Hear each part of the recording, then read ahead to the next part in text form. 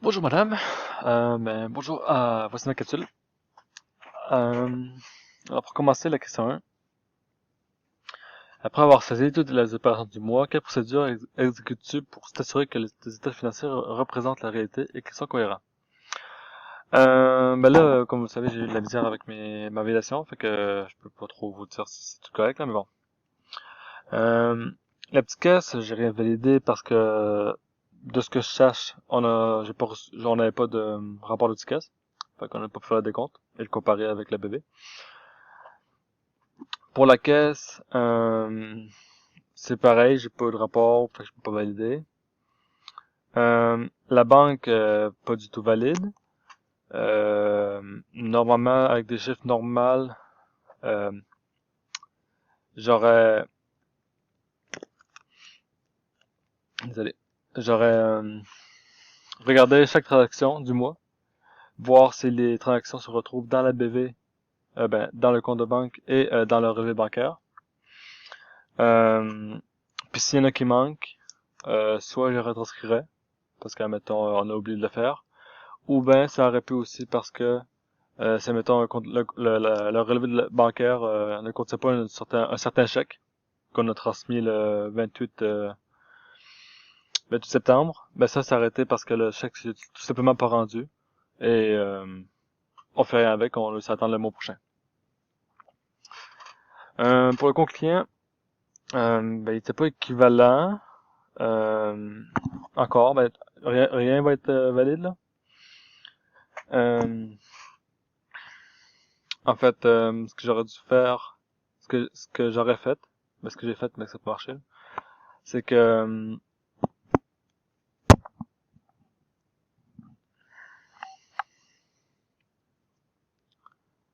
euh, désolé, j'ai là. C'est que, euh, j'aurais cherché avec l'âge des comptes clients et ma BV. J'aurais regardé le montant total de ma BV, puis j'aurais regardé s'il était équivalent à celui de mon âge des comptes clients. Si ça l'était pas, je dois regarder chaque compte client, les factures, puis tout ça. Essayer de trouver le problème, puis peut-être que c'est une transaction que j'ai oubliée, et faire les corrections nécessaires. Ce qui en est de même pour les comptes fournisseurs. C'est juste qu'à la place de l'âge du compte client, on regarde l'âge des comptes fournisseurs et on regarde le montant des comptes fournisseurs au lieu des comptes clients. C'est tout. Euh, les stocks de marchandises, pas valide, quelle surprise. Euh, Là-dessus, je crois qu'on a fait un peu comme les comptes clients, là. On avait un relevé euh, dans Acomba et ben j'aurais dû regarder s'il y a des erreurs puis refaire les transactions, je crois. Je suis pas sûr. Et non, pour la question, j'oublie. Mes états financiers ne ressentent pas la réalité, ils sont pas vraiment cohérents. Parce que rien n'est valide. Je comprends pas, pour vrai. Et je suis désolé de cela. La marge de crédit, en fait, la marge de crédit se retrouve dans le relevé bancaire. Fait que, un peu comme le relevé, je regarde sur le relevé le montant, les transactions et le montant total de la marge de crédit. Je regarde mon BV, si c'est pas si correct, si c'est pareil, c'est correct. Sinon, je dois faire la transaction qui change, la transaction pour le changer et pour le rendre équilibré. TPS TVQ, ce n'est pas valide, encore une fois. Pour ça, en fait, on regarde, on a les taxes. Dans le rapport des ventes, on avait un montant de taxes pour tout le mois, de taxes à payer. Et dans la BV, ben c'est un montant différent.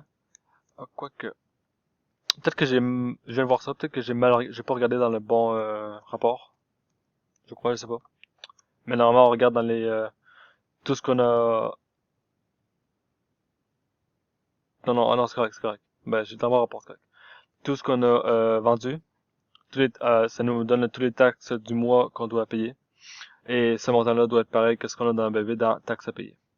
Combiné, c'est-à-dire TPS plus TQ. RAS, j'ai pas reçu rapport de remise. Je vais boire un peu d'eau. Salut.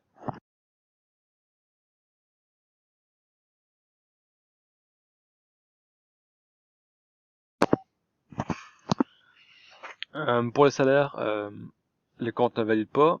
Le salaire brut dans la relevée, euh, en fait, il n'est pas équivalent à celui de l'ABV. Pour celui-là, j'ai absolument aucune idée de quoi faire. Euh, j'ai payé qu'une fois les salaires dans le mois, dans ma simulation. C'était pas équivalent, fait que je sais pas d'où vient la différence. Bon, pour les questions, ben vous m'avez donné les questions 2, 3 et 8. Alors on va aller dans Citrix, je crois que vous le voyez. La question 2.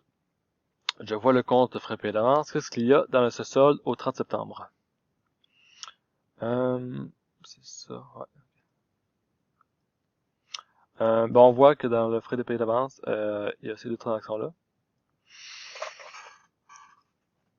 Je crois que j'ai oublié de mettre une transaction là-dedans, je suis pas sûr. On peut cliquer dans celui-là.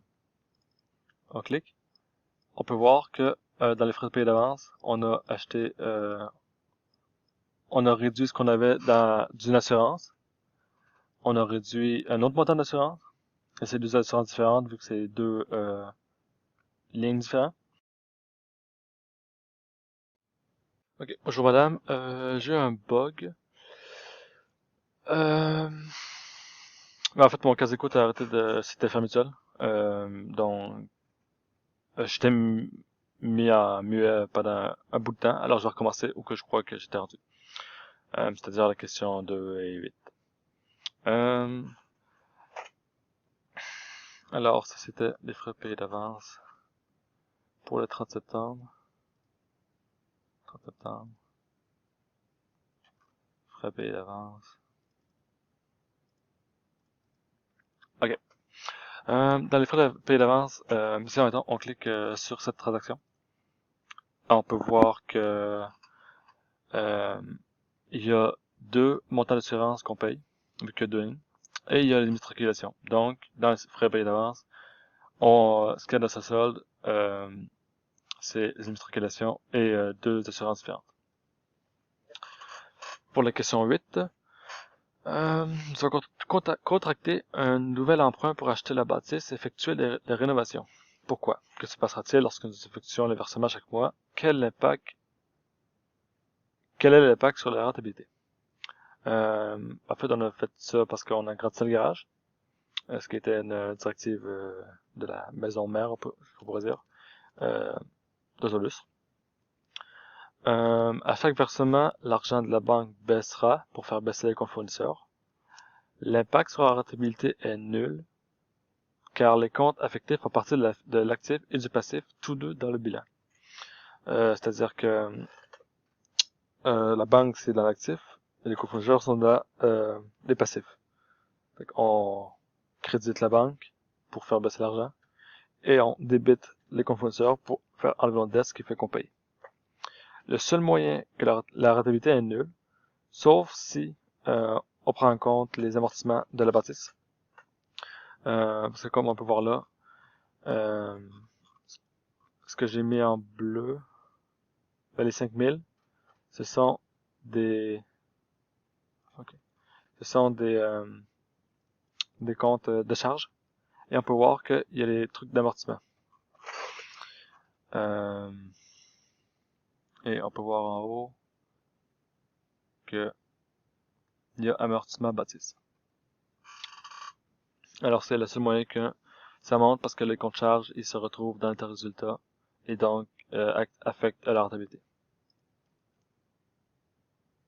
Je suis pas sûr que ça marche encore. Ouais, ok. Alors, on va recommencer la question 4. À partir du résultat du bilan au 30 septembre, interpréter la rentabilité. C'est ici. Okay. Dans quel état de résultat retrouve-t-on la notion de la rentabilité de l'entreprise? Ah non, dans quel état financier on retrouve ça dans l'état de résultat?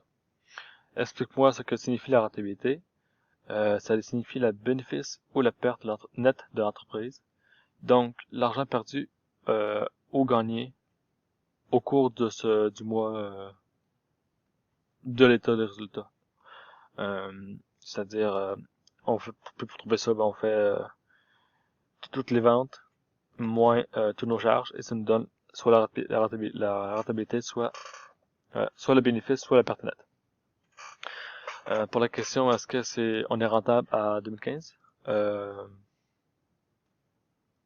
Oui, parce que comme on peut voir ici,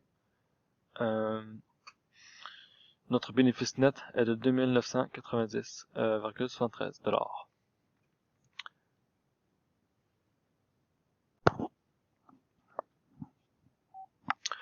$. Pour la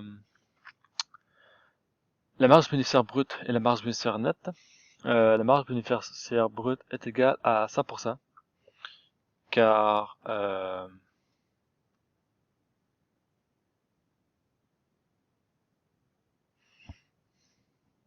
ben voilà,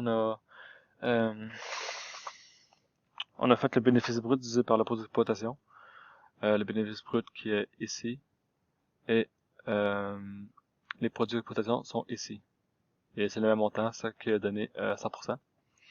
Et la marge bénéficiaire nette, on a pris le montant ici, qui est le bénéfice net, parce que normalement on doit faire le bénéfice net d'exploitation divisé par le produit d'exploitation.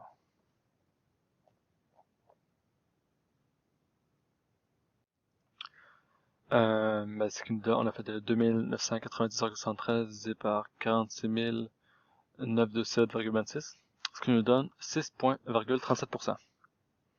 Me semble que c'est correct. Je crois pas m'en retromper. En août 2015, nous avons fait des ventes de 18 000 et une perte de net de 1400. Est-ce que ça s'est amélioré? Oui, ça s'est amélioré, car nous, on a fait des ventes de 46 927,26 $, et on a fait un bénéfice net de autour de 3 000 $ au lieu d'une perte de net de 1 400 $. Si on regarde notre état de résultat attentivement, peux-tu identifier un poste qui pourrait expliquer une partie de l'amélioration ou l'altération de la rentabilité? L'augmentation, je crois que c'est surtout lié à l'augmentation considérable des ventes qui a augmenté de 260% comparé au mois passé. Et aussi que les charges n'ont pas nécessairement augmenté tant que ça.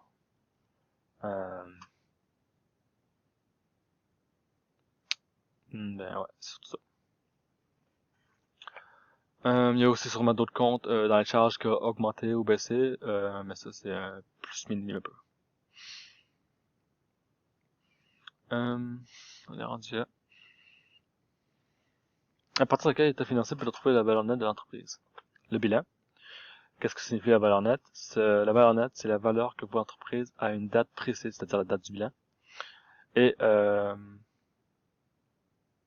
combien d'argent on gagnerait si on la vendrait? C'est-à-dire la valeur de l'entreprise, attention, ça vaut 3 000 $. La valeur nette de 3 000 $. Si on la vendrait, on ramasserait 3 000 $. Parce que c'est l'actif moins les passifs. C'est-à-dire ce qu'on possède, moins qu'il nous reste à payer, ce qui donne la valeur nette. Qu'est-ce qu'on pourrait faire pour améliorer la valeur nette de l'entreprise? On pourrait réduire nos dettes, payer fournisseurs, acheter plus de biens, augmenter la valeur de l'actif, c'est-à-dire comme en acheter plus de biens. Et oui, voilà. Alors, j'espère que vous avez aimé ma capsule, j'espère que c'était pas trop long ou trop bouillon. Et merci, et je vais vous envoyer mon fichier de mon devoir prochainement. Merci, bonne journée.